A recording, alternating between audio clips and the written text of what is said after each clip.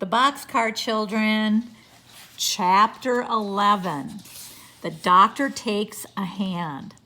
The days went by happily for the Boxcar Children. They found more treasures in the dump, and Henry worked every day for Dr. Moore. One noon, Henry came home with some new stockings for Benny. Benny was very happy about them and made everyone admire them. And when Jessie looked at the new stockings, she had a happy thought.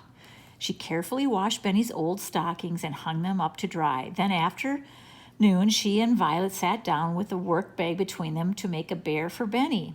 "You must make a tail too, Jessie," begged Benny, watching her put on the arms and legs and head. "Bears don't have tails," said Jessie. "Your old bear didn't have a tail." "But this bear must have a tail," he replied, knowing that Jessie would put on 2 tails if he asked her to. "What kind of tail?" asked Jessie at last. "Long and thin," said Benny happily, "so I can pull it." "Benny!" cried Jessie, laughing. But she made a tail long and thin, just as Benny ordered. "What's his name, Jessie?" asked Benny when at last the bear was handed over to him. "I haven't thought about a name," replied Jessie. "Why don't you think up a nice name for him?" "Well, you made him out of my old stockings. Let's name him Stockings."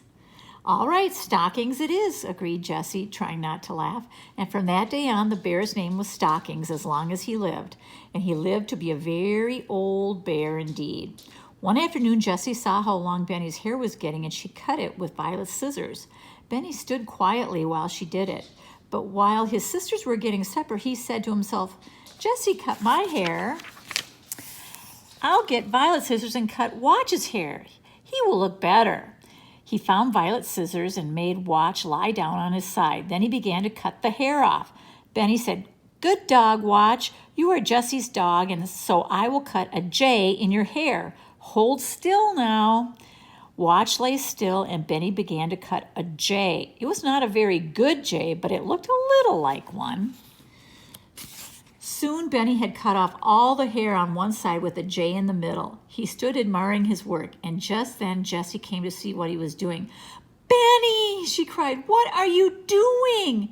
Then she began to laugh. "Oh, Violet, come and see," she called. "Watch looks so funny."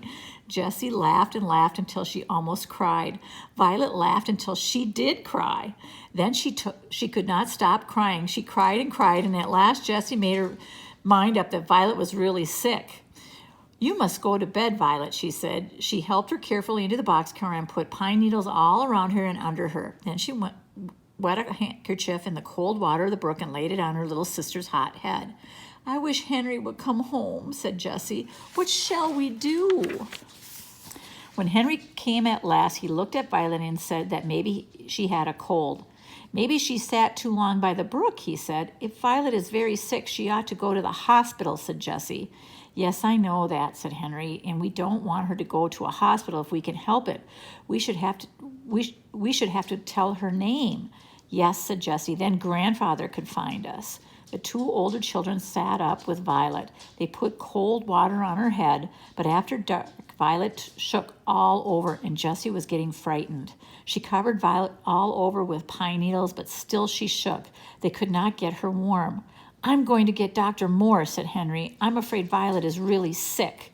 Then Henry started to run. He ran even faster than he had run in the race.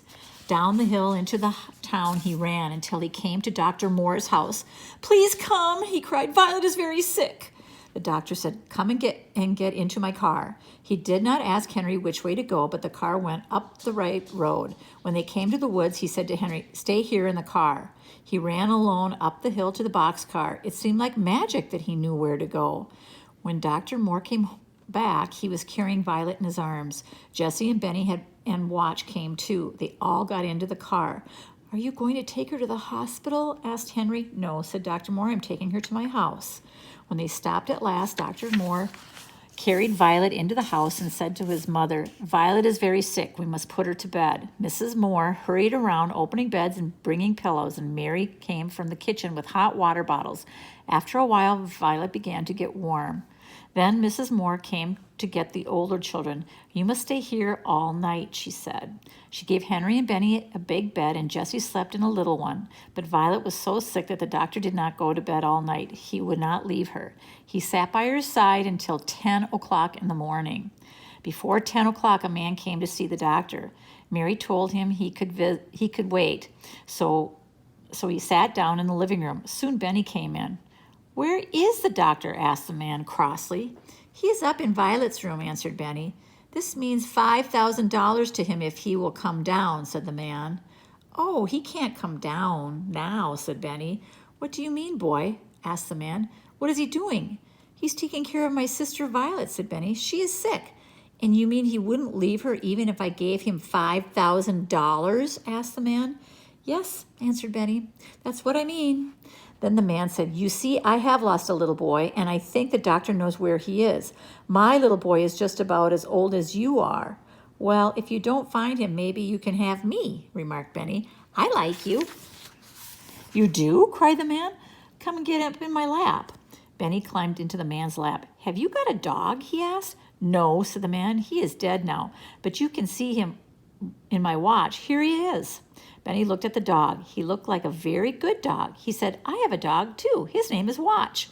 Just then, Watch came in with Dr. Moore. "Good morning," said Dr. Moore. "Benny, you can go and play with Watch." Benny ran out, and the man said, "Dr. Moore, where are my grandchildren?" "That little boy is one of them," said Dr. Moore quietly.